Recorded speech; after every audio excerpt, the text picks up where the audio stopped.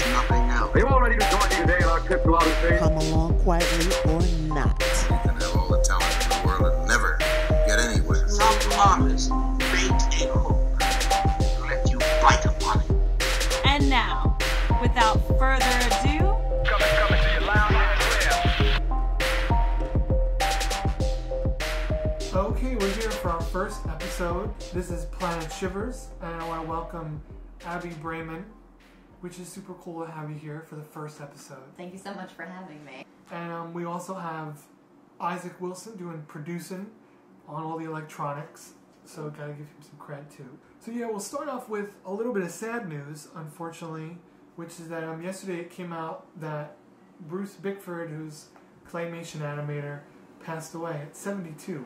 And I know that you were influenced by him also, Abby. Yes, and it is really sad and unfortunate because that's very young. And I remember when you sent me that link, I was like, is this really true? It was really upsetting. But yeah, I love his work. You know, I mean, especially, I first heard about him seeing his work in the, Frank Zappa music videos. Like, what's that song called? Inca Roads? Yes. And, and Baby Snakes. Right? That's... He had claymation and like Pandron animation. Oh yeah, yeah. His style was always so unique because his camera movements were like really kind of in depth for claymation, especially back then. Like they would just, it was very fluid. Yeah, and I remember there was a section in Baby Snakes where it showed him doing it, and it had the I don't know what the correct term for that clicker, camera is, yeah. but the clicker. Yeah. And just the amount of times that like the small amount he would move things, he'd have things going into one another, like just things turning into monsters and eating other things. It was intense. Yeah, I remember he had a lot of that too in the Inca Roads with there was all this claymation segment where he's playing the guitar and then it just it keeps morphing into these other things and you're like, how do you do this? It was really cool. And then he had that movie, or no, I guess it was a short. It was Prometheus's Garden, I think it was. Mm-hmm. Yeah, that was a really interesting short film. Yeah, I think that came out in 1988. Yes. So it was, pretty. When you look at what came later with claymation, from Tim Burton and so on. Yeah. Bruce Bickford was kind of ahead of his time in a weird way of doing claymation that was a little bit horrific. Yeah, and he had his completely own style. Yeah. It looked like it was kind of one person doing it, but it still looked really professional at the same time, which I always thought was neat. Speaking of claymation, you are working on a short film that is animated. Is it all claymation? It's not really claymation at all. I guess the term would just be, it's just stop motion animation because we're doing all foam latex and silicone puppets. Okay. Yeah, so it's very expensive. I can't even imagine. Yeah. And just so we don't go past it, the name of the movie is Cadillac Dust. Yes. And can you tell what's the plot, or how deep can you get into it? So it's a pretty short film. It's probably going to be about, when it's finished, maybe 10 or 12 minutes. Okay. But basically, without giving anything away, it's going to be just a straight up realistic looking horror stop motion animated film, which there's not really anything like that I know of out there. I mean, except stuff that's being made by studios, but most people that are putting stuff out themselves, they're not doing it we're doing studio level quality.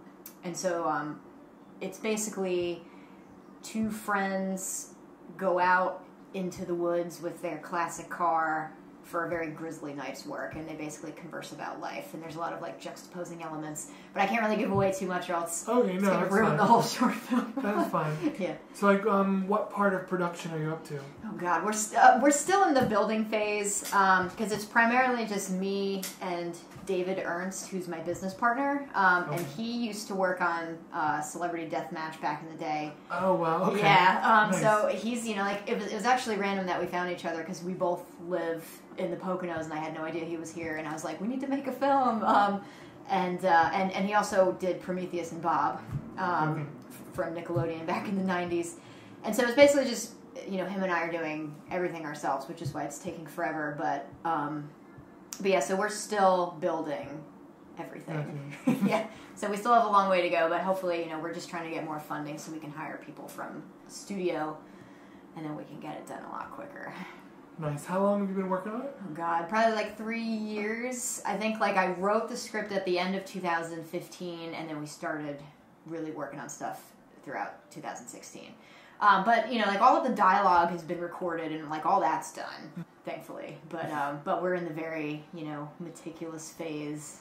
Are you going to be acting in it, voice actor, or are you just behind the scenes? No, I'm not doing any of that yet. I would be terrible. I'd probably ruin it. But we actually have 2 really pretty well-known actors in it from like the independent horror community. So we have Matt Mercer. He's the one character that the characters don't have names. They're just known as the first man and the second man. So Matt Mercer plays the first man, and he's been in movies like Contracted, Beyond the Gates, and he also writes and directs as well. And then we have Chase Williamson plays the second man, and he has been in movies like John Dies at the End, if anybody's seen that, and a movie called Sequence Break, and he was also in Beyond the Gates. But yeah, so that's all done. We actually recorded that back in 2016. Okay. Yeah. So. Cool. Yeah. Cool. Do you have like? It's hard to say, but do you have like a release date even in mind? Oh, you know, it changes every year because every year I'm like, it's going to be at the end of this year, and then it's going to be at the end of that year. But no. Basically, what we're trying to do is what I would like to do is get some money together and then hire a bunch of artists from Leica Studios. And I already know a few who want to work on it, but we just need the money to pay them. And then so we could fly out there, rent out a space, build everything and film it. Probably would take about like 6 months with a proper budget, and then have it be done. I hired one artist from Leica Studios. Her name is Christy Becker, and she's been doing all of our character sculptures lately. And so she's actually sculpting the victim character right now, and hopefully that will be done soon. So that should be something new to finally show, because I feel like we haven't had any updates in a while, but it takes a long time. No, I'm sure it does. Yeah. Yeah, anything worth doing is going to take a while, especially if it's going to look as realistic as you say it's going to look. Yeah, it's very time consuming. No, I imagine. You did have a short trailer. No, we don't, unfortunately. I wish we did. Was there like an ad for it, or? I don't think so. Like, I mean, I have like, you know, like we have Twitter and all those pages, but I have like an online portfolio that I use on Cravado.com. Okay. And then like you can see all of our progress on there. Okay, that's nice. I wish we had a trailer. That would be nice. That would probably help, you know, be helpful. But I feel like in order to even make a trailer, we'd have to get even farther along than we are now to even film it, and then I feel like we'd already be almost done with it anyway. I feel like I could easily say like your main thing is visual art and painting. Yes. And you mostly do horror art or art based on movies. Yes. So how long have you been doing that? I started painting. I mean, I've always been doing something since I was, you know, a little kid. But I started painting probably in 2010. Okay. I want to say. I'm going to say that. And then, you know, the horror stuff really came from, you know, I mean, I love horror movies, but it's mostly for fun and it's for practice because I like doing that stuff. Right. And then the stuff that I really like to do, I'm trying to like change my direction, and I've been working on this whole new. I call it like it's not a series, but to say series is easier to describe it. It's also, you know, I'll call it a series, but like I want to switch from doing the horror stuff into doing this new stuff. And I've been kind of like, it's been in development since about like 2012, but I'm keeping it like way private just to avoid theft. Because I'm very paranoid about everything. Oh no, it's true. Yeah, because like, there are artists out there that do stuff like that. No, I had an incident on Instagram. Yeah. Where it was this like portrait I did of a woman like holding a globe, and somebody commented underneath of it. Like, they must be coming for you out there, Isaac. I hear it, too. Somebody commented underneath my post on Instagram saying, like, you think you did this art, but I'm the real artist. And just this dude went on. Oh, my God. But, like, so it was, like, it was scary, but it was hilarious at the same time because he had such conviction. Yeah. So I filmed, like, a video of myself with the original. Yeah. Like, just to be like, here it is. Yeah. I drew this. You could see the pencil marks. Who did he think that it belonged to? No, he thought he was saying he did it. Oh. Yeah. It's like, well, where is it? Show it to me. Right. No, it was What a very nut job. strange. Yeah, no, it just was just a weird dude. A weird It was dude. just like, Weren't we just talking about people, being off their meds? There's Yeah. that guy. Yeah. Oh. So I can understand being Oh, yeah. paranoid about art thieves. I mean, like, back in the day, I remember I had an art show back in 2011, and this was when I was building up again, to be like, oh, I'm going to do these series of paintings and then put them out. And that's what I did back in 2011 when I started doing all the deer skull artwork Right, that I do.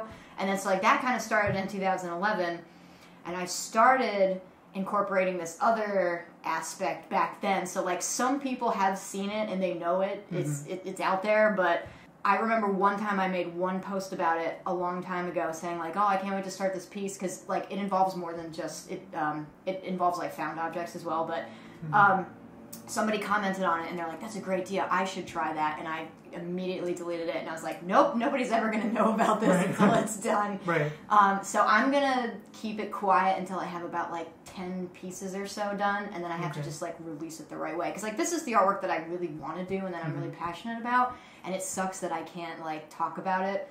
Are you going to have a new show? I hope so. Like, I was going to try to, like, they have to be photographed just the right way, and then I want to try to either submit to some magazines and maybe do, like, a convention or an art show, like, all at the same time, just so that it's out there, and then I can have at least enough proof to be like, hey, I did this first, right.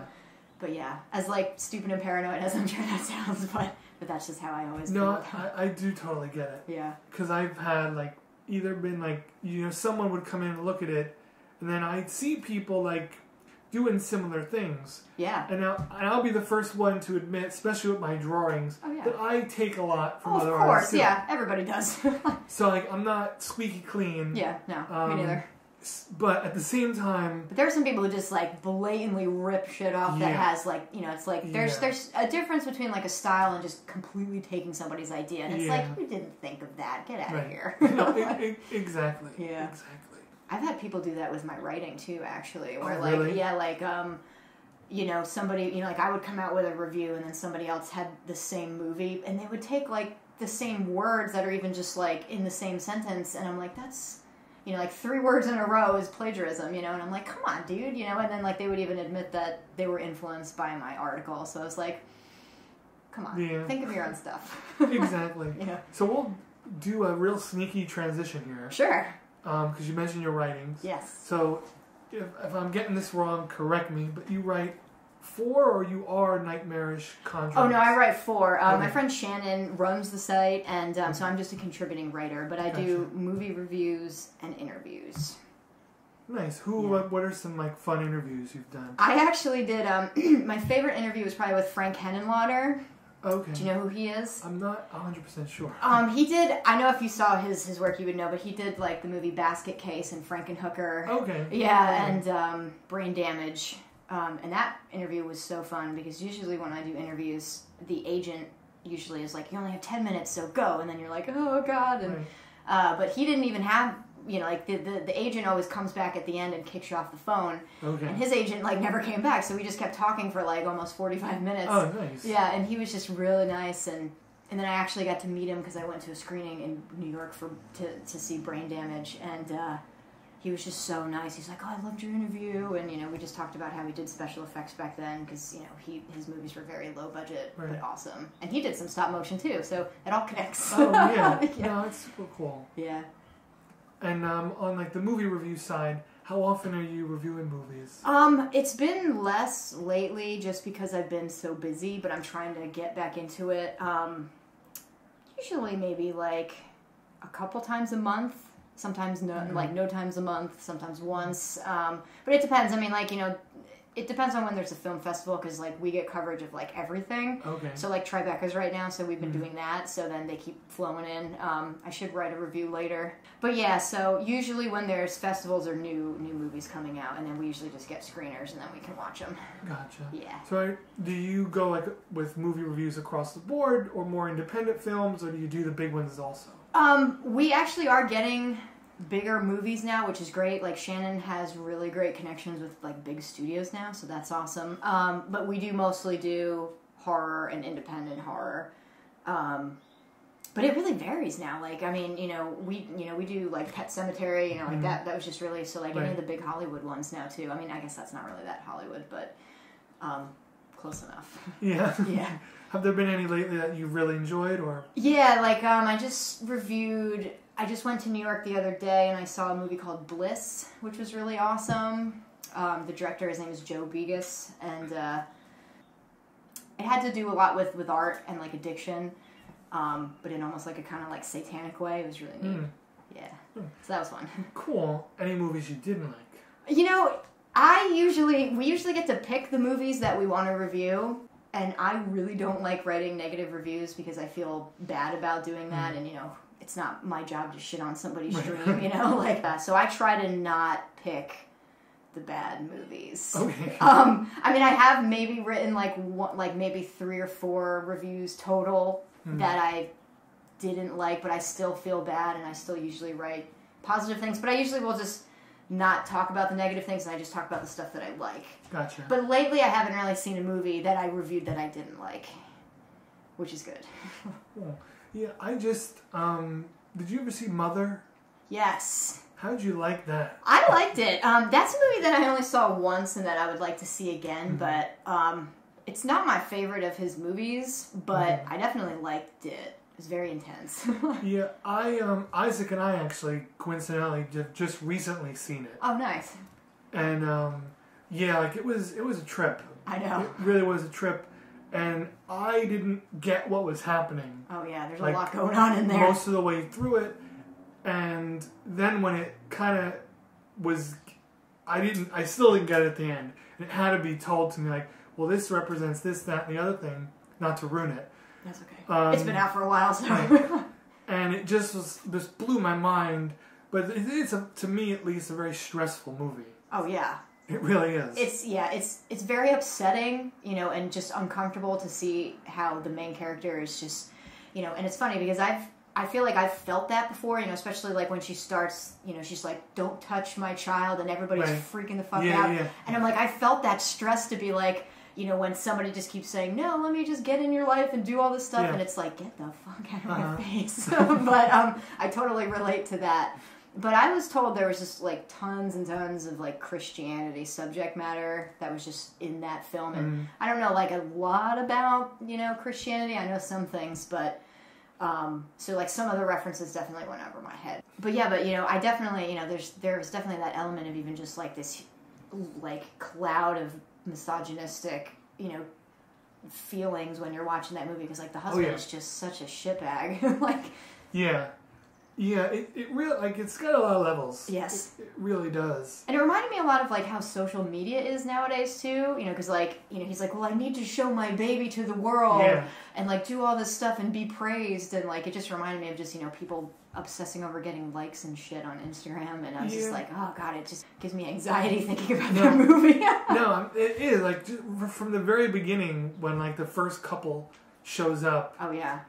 And the husband's just giving them carte blanche, do Yeah. whatever they want. Yeah. And then it just exponentially just keeps getting crazier it's like and crazier. people just start getting in your house, and like I've had stress nightmares like that, where it's like people are just showing up in your house, and it's like, I live here now, and then you're like, get the fuck out of here. Yeah. It's very relatable. Oh. No, yeah, that was, like, I've only seen it once, and I want to see it again. Yeah. Because it seems to me like there are these movies that happen. Yep. And Mother didn't do good with the critics.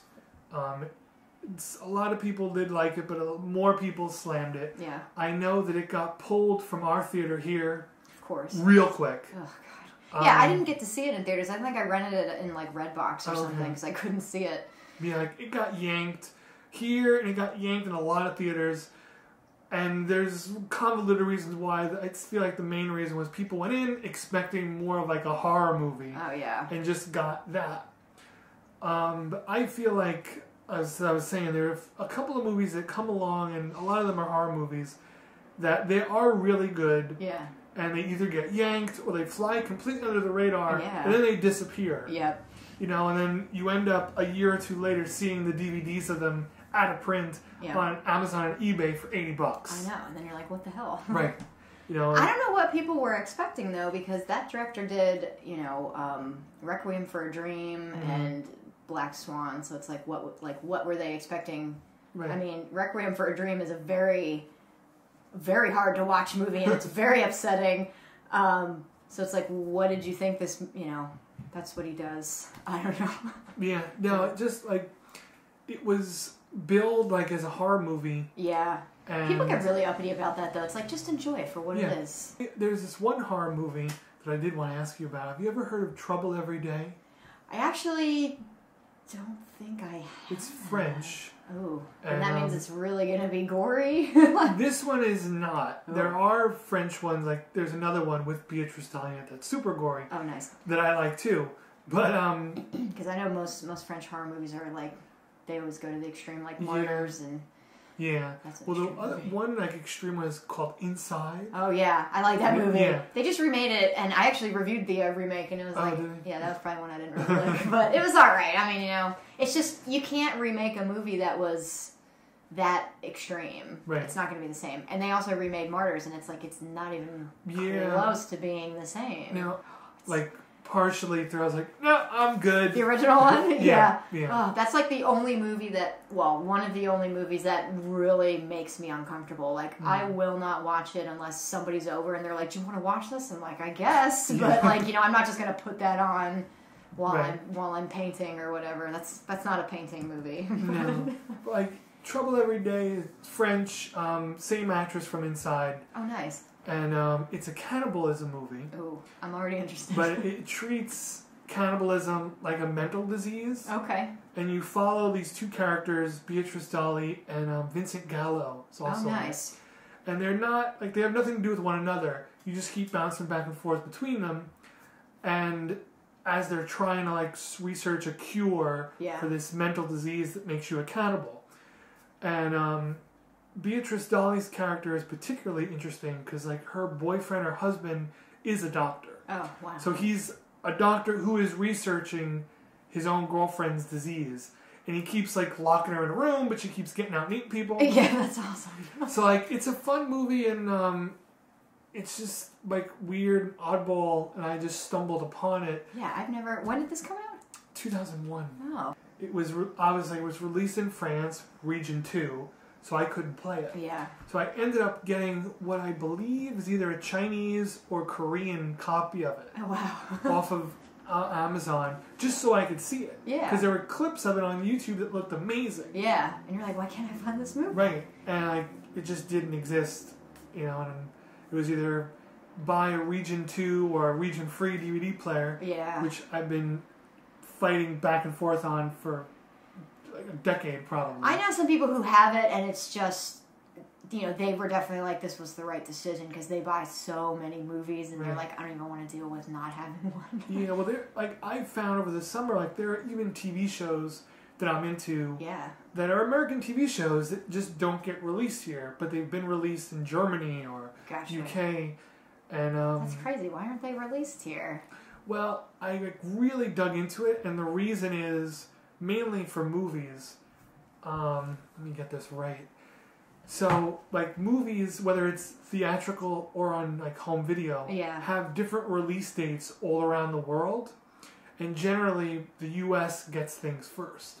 And they don't want, like, people from here to be able to send movies to Europe or Japan or wherever. Yeah. So it's their kind of way of controlling it. That sucks. Yeah, it's like, I get it, but it still sucks that it's we can't get stuff that we want to see. It's a grubby move on their part. Is. Like, I have a Japanese version of Kill Bill. Oh, wow. Which is actually 14 minutes longer. Oh, nice. Than the original. And when you watch it through, because, like, they have different rating systems than we have. Yeah. So the movie is pretty different. Like, when you're, like, if you're used to the American version of it, and you see this Japanese cut, which they bill as the director's cut. Okay. But it literally is just things that they don't censor there, mainly violence. Yeah. All the, I forget the Crazy Eight. Crazy Eight, yeah. Crazy Eight. That whole thing is in black and white. Yes. Japanese version, it's not, it's in color. Yeah. You So know, it's a bloodbath. It was just a bloodbath that had to be censored here. Which is like crazy because what's the difference? Right. You're still watching it. You're still It's just a watching different it color. and experiencing it. Yeah, that's funny. So let's go back to talking about your artwork. Sure. Um, I get like trailed off really easily. So oh, that's fine. So do I. And we're both into horror movies, so it was an we easy have a lot road, to talk about. easy road to go down. Yeah. So a lot of your art that is out there is horror-related art. Yes. Based on movies. Yes. So now I would imagine that you are painting things from movies you really enjoy. Usually, yes. Unless like somebody commissions me to do something, but usually I take the ones that I want to do.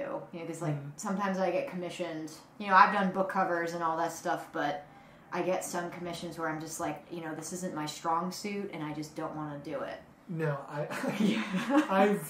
I've done like I can relate without going into it. I can totally relate. Like I've even got commissioned to do like styles and subject matters that like I've never even done, and I'm like, why are you hiring me for this? But I mean, I'll take it. But you know, it's I used to be more up to taking stuff like that, but not really anymore because it's just I'm not good at a lot of things. So it's like I'd rather stick to stuff that I know that I can do well. Now, like, I've been like before you came by yesterday, I was like looking through your stuff, and like there's even things here like you are very productive. Thanks. I try. Because like there are things that I've even missed along the way. Like I really liked your Swamp Witch. Oh, thank you. Yeah, those internet algorithms are killing me lately. Yeah. I feel like they're killing everybody lately. Yeah. Because like I have friends who I used to see all their stuff and then nothing pops up anymore. And then I'm like, are they even doing anything? And then I go on their page and I miss like 5 posts. Fuck you, internet. But yeah, but that painting was fun. I did that last July. I think I started it around 4th of July last year. Okay. And I had this like old antique frame that I got at the old engine works, and it was just sitting around. And I was like, I need to do a painting for this. And then I finally was like, I'm just going to sit down and do it. Nice. Have you ever gone to the Blue Ridge Flea Market? No, where's that? Oh, you should Tell go. me all about it. It's in Salisbury, right off of 30th. Oh, yeah, that's that one that's, it's been there forever, right? Yeah, see, Yeah. I never get to go to flea markets anymore because I always work on the weekends. Okay. Like, Friday is like my Monday. Gotcha. So I don't get to do anything ever. Okay. Yeah. But, one of these days, I really want to go to that flea market again because I found some really awesome stuff there. Yeah. No, there's always, like, I always see frames there. Awesome. Or at least, like, art that is just iffy art that you don't mind taking out of the frame. Yeah, and you just throw the art away or give it to somebody else. Right, and you just pop it out of there, and these people will sell it to you for $2. Yeah. And you're just after the frame. Yep. And that's a good deal because like Oh, some it's of a super these good deal. Yeah, like some of these antique shops, some like that frame I think I got for $50. That's a good deal because it's big, Right. like that's a huge frame and it's heavy and it's good quality. But some of these frames that I see people are charging like $200 or $300, but they're like, oh, the artwork in it is worth something. I'm like, no, it's probably not. Yeah. I don't think it is. Seldom is. Yeah. To buy a new frame, if you were like, God forbid, go to Michael's or AC Moore, I know. or Sometimes I do, unfortunately. it comes down to that where Yeah. you don't have a choice. But like what they charge for frames. I know. And like a lot of them are scratched or nicked and Oh yeah. And I'm like, what the hell are you charging this? It's like, what am I supposed to do with this? Right. Odd Lot has a lot of frames actually. And they're weird sizes and they're usually pretty cheap. Huh. I'll have to check that out. Yeah. I always forget that Odd Lot exists and now I'm like, oh yeah, I should stop in there and look for some frames. But they have like big poster frames in there. Oh, nice. Yeah. Or Walmart. Like that's, because like I have a lot of horror movie posters that are 11 by 17 and you just get the cheap ones that click in, but they're really good. Oh, but yeah, I like those. Yeah, but they're cheap at Walmart and they're really expensive at AC Moore. The ones that you like this, like these kind of ones? Yes, I love those. What are the prices of them at Walmart? I feel like they're like under $4. Because like if you go to, this is silly talk. We might have to cut it out. But if you do go to AC Moore, I normally work in 9x12. Yes. So my originals are 9x12, and I try to get prints in 9x12. It's always a hard frame size to find, I feel like. It is, but like they have like these pop-in frames at AC Moore, and they're $2. What the fuck? No, you should definitely check it out. Well, then I guess AC Moore's good for something. No, I don't want to bash them because that's where I usually buy all my art supplies. But yeah, but their frame section is garbage. But Except for that. other than this, I agree with you. Yeah. This little section is amazing. And it's something that I feel like they've not always done. Oh. With my stuff, and I think with what I could say with your stuff too, like that general run-of-the-mill wood just doesn't look right with everything. No. That would just be for like a basic, like, you know, you're at an outing or an event and then you take a photo with your family and you put that picture in there. That's fine, but not for artwork. No, I feel like it takes away from it. Oh yeah. More And sometimes the frame really is a part, you know, and like I love frames, you know, because like usually I'll find the frame and then I do the painting because it makes, you know, because like even I'm doing that big 5-foot one right now with the woman is like pointing up and then she has like a deer skull, and then I have this huge frame that I bought when I was in New Hope and it was like $300, but it was this huge like gothic looking frame and I'm like, I have to buy this, right? And then I'm like, but what am I going to paint in it? And then the painting came after, but yeah. So is that you generally do that? Usually, yeah. I mean, like for like stuff like that, or if I find a frame, you know, because then I have to, you know, because like I stretch all my own canvas and I cut the canvas board. Like I don't use regular stretcher bars, so I usually just buy like big giant ass planks of wood at Home Depot, right. And then so I have to cut it and then size it for that frame, and then I stretch the canvas over it. Okay. Yeah, takes a lot of time. No, it's cool though. Yeah. Like not a lot of people are still stretching canvas. Yeah, I mean, most artists I know don't even know how to stretch the canvas. I mean, that was like, you know, when I went to college for, you know, I didn't really go, I didn't go for painting. I had one painting class and I dropped it because the teacher was horrible. I'm not going to say who he is, but the only useful thing I learned in that class was to stretch canvas. But most people that I know who paint, they don't even do that or know how to. Yeah, that's where I learned it. Yeah, exactly. Yeah, so the one useful thing that I learned in that painting class. I had a elementary school art teacher who was just like, she was like the devil incarnate, where like she was mean to everybody and she actually like threw my artwork away. Who does that to second graders? Right. Like, No, and then like, you know, I remember we had like a parent teacher meeting and she was like, I didn't do any of that, but like I still have friends who I went to elementary school with and she's like, she did that to me too, and Jeez. it's like, what is wrong with these people? No, that's rough. Yeah. So let's go back to talking about your art. Okay, yeah, sorry. And, I'm really bad at no, sidetracking. it's totally fine. This has been fun. Oh yeah. So, like, do you have like a favorite of yours? Like, I'm skimming through them here, and there are so many great ones. Oh, thank you. I'm glad somebody likes my artwork. No, but I like the Swamp Witch painting. I really like that one, just because I feel like I finally am getting like proportions and shadows and like you know, like bodies. You know, like I've been trying to just practice bodies and trying to get that accurate, and that's what I'm doing in my new painting, the 5-foot tall one, because it's all nude and you know, like. Which I'm glad I haven't been censored, because I know some people who get censored on Instagram for stuff like that, and I'm like, oh yeah, that's like ridiculous. But I mean, you know, there's no nipples on it, so that's probably why. But you know, so I'm trying to get like shading, you know, correct with body tones and lighting and all that stuff. And I've been using references lately, and it, you know, and I've always known that I'm like, artists always do this, you know, they'll have models and they'll use references, and they like they make their own references. So I usually use a model. And it really, really helps. And, you know, it's funny that I've always known this, but I just was always too lazy to do it.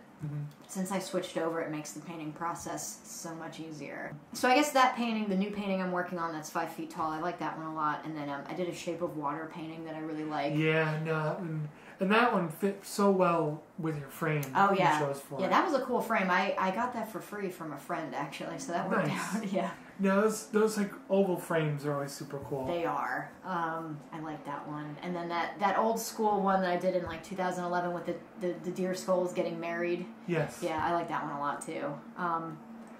Mostly, you know, like my original stuff I usually like better than the horror. Usually my favorites, the criteria for what like if I pick a favorite is based on the technical ability. So like if I actually was like, wow, I did that okay, and I like the way this came out, you know, because like I have some horror paintings that I'll probably never sell, but they're my favorite because I just think that they came out pretty good. Like as far as painting goes, because like I did a painting of the new Pennywise a couple years ago.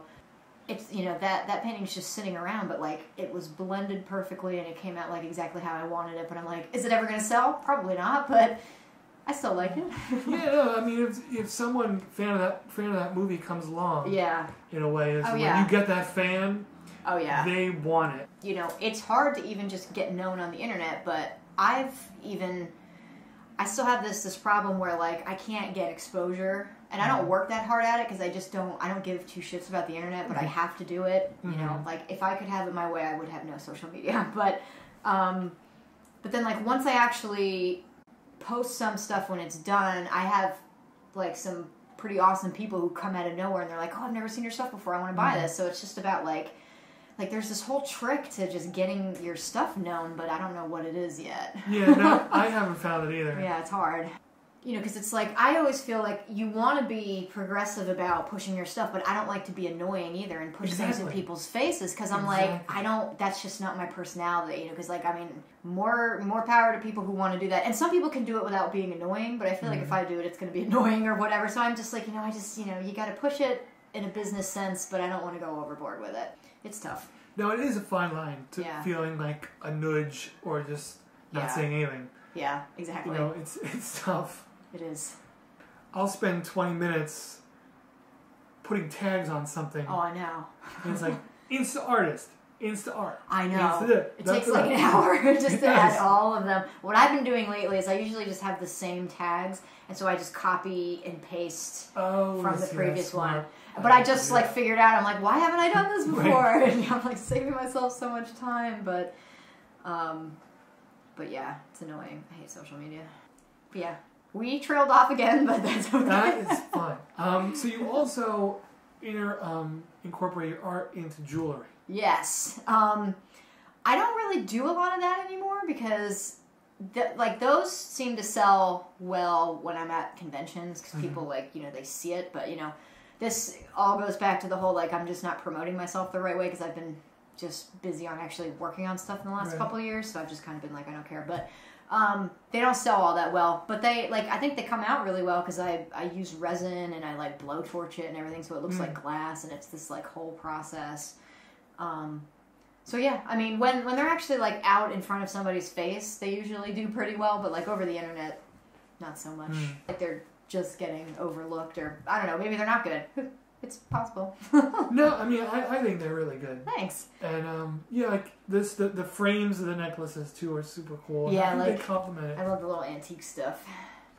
And you also do holiday cards. I do the holiday cards. Those are just so fun because they're always just hilarious, and they're there's always some joke with them, or they're sexual, and which just makes them funny. But the Christmas cards always do pretty well.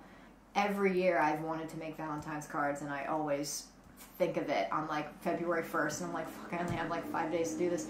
But this year I was a little bit earlier, and I did them in January, so they actually did pretty well. I think that's also harder to, what people tell me, they're like, well, they're like, my mom wouldn't want a card like that. I'm like, but it's funny because my mom did. She was like, send me the Serial Mom card because she loves that movie. And but it's also I have friends who are my age who are moms who would want those, because they're horror nuts. If I had a kid, I would want a horror Mother's Day card. Right. But, who knows? So that would be fun. It's something different. Yeah. What do you sell them through? Usually just, I have an online store called, I use Store Envy. It's, it's a site like Etsy, but they don't charge you for however many, items you have for sale, but they just take a percentage when you sell it. So you can buy all my prints or necklaces or cards. It would just be, I think it's Abigail Braman art store, .store envy, something like that. I mean, if you Google, it should come up. I don't know. So now you and I also have something that I think is kind of fun in common, which is drawing in front of the TV. Yes. I'm sure we're not the only ones to do it. I know. But we post a lot about it. I know. So, have you ever been working on a piece of art as you're watching the movie? Oh, all the time. Oh, you mean that painting? Yeah.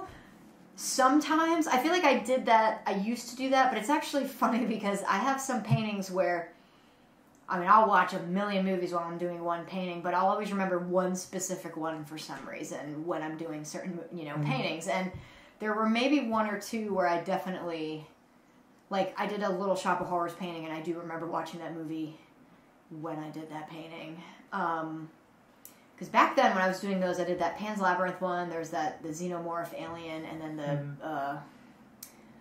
there was the Little Shop of Horrors, Pennywise, and then Freddy Krueger. And I remember I did a lot of those. I remember one time, when I was painting Freddy Krueger, the one movie I remember watching was Jeepers Creepers for some reason.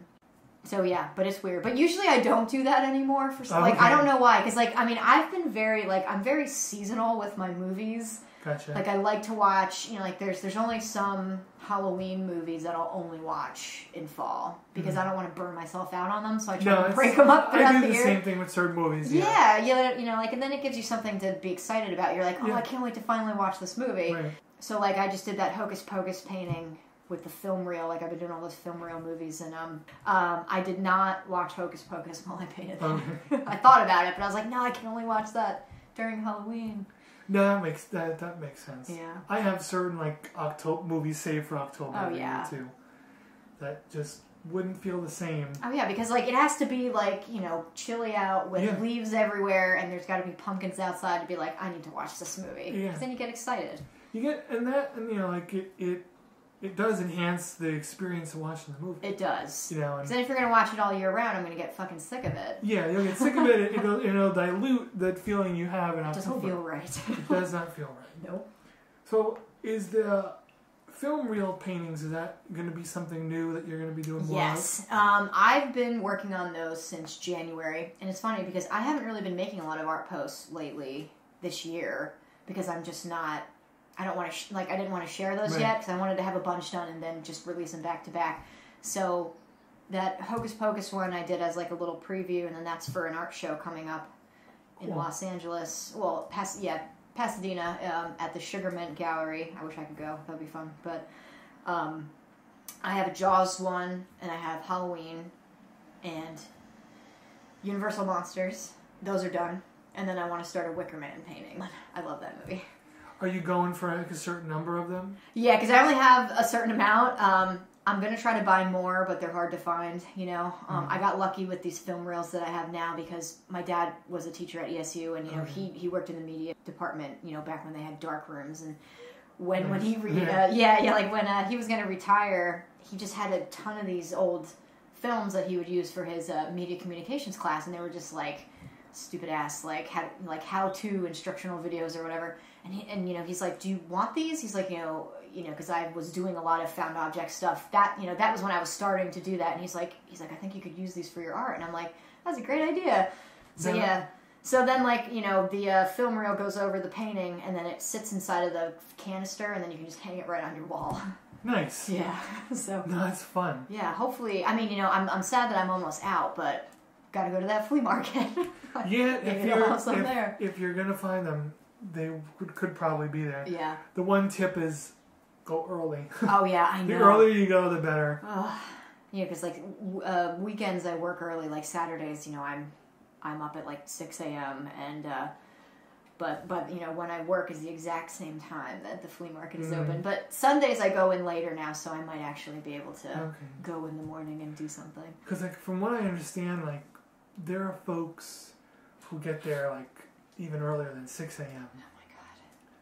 And there's a lot of good deals. I know Isaac's father has gotten some amazing deals. Oh yeah. That's on awesome. Instruments and stuff. Oh nice. Yeah. Sweet. Yeah, a 1830s parlor guitar. The guy just had it out and it was $10. Whatever. That's awesome. Yeah, because some people just want to get rid of that stuff, or they just don't know what they have. So they're like, here you go. That's neat. Yeah. So yeah, definitely worth checking out. Yeah. Definitely worth checking out. So I think we're gonna wrap up here. Sure. But this is super cool. Oh, yeah. This is really fun. I would have, if you want to talk to me again, I would just love to. Oh no, definitely. Talk about anything. Definitely gonna have you back. Yay! This was super fun. Remind me again of your website where people can go to find some of your stuff. Yes. So I guess I need to make an actual website. I'm trying to, but I'm saving it until I have those paintings done. But so Instagram. My name on Instagram would be Abigail _Braman _art. Okay. I regret making it that long. And then on Facebook, you can just type in my name, it'll pop up, and same thing with Twitter. If you want to use Twitter, I rarely use that though. But if you want to follow reviews, I mostly do the reviews on Twitter is what I mostly do for that. And then usually Cadillac Dust, you can find that. If you just type in Cadillac Dust to Google, it'll come up. There's also a song called Cadillac Dust from one of my favorite bands, which is actually where I got the name from because I asked if I could use it. Nice. But the song and the movie have nothing to do with each other, and I think that was brought up before too with the Frank Zappa song, which I think is funny. And I'm like, everything connects today. It's great. But yeah, so I mean, if you just type in Cadillac Dust to Google, it'll come up. But we have a Cravado portfolio, which is online. So if you type in to Google Cadillac Dust Cravado, it should pop up, and then you can see all of our progress on there. But Cadillac Dust is also on Twitter and Facebook. So I guess Twitter, Facebook, and Instagram. Okay, cool. And the website to buy prints. Oh, yes, sorry. It's Store Envy. Let me actually look it up because I have it on my... Okay, I have it in front of me here. Oh, okay, cool. Yeah, so it's... AbigailBramanArt.StoreNVY.com.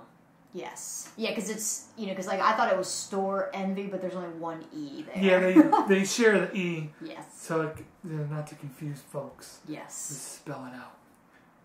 Well, Abigail Braman, thanks so much for being on the show. Thank you so much for having me. No, you're welcome, and we'll have to do it again. Yes, this was super fun. Cool. Thank you for listening to the Planet Shivers podcast. This production and others can be found on iTunes, SoundCloud, and archives.org. It can also be found with video content on the Albert Shivers YouTube channel. You can find even more content on Facebook at Albert Shivers Visual Artist and on Instagram at Albert Shivers. You can find Isaac Wilson's work on Instagram at WhenInZen. That's when_in_Zen. Thank you again for listening, and don't forget to like and subscribe.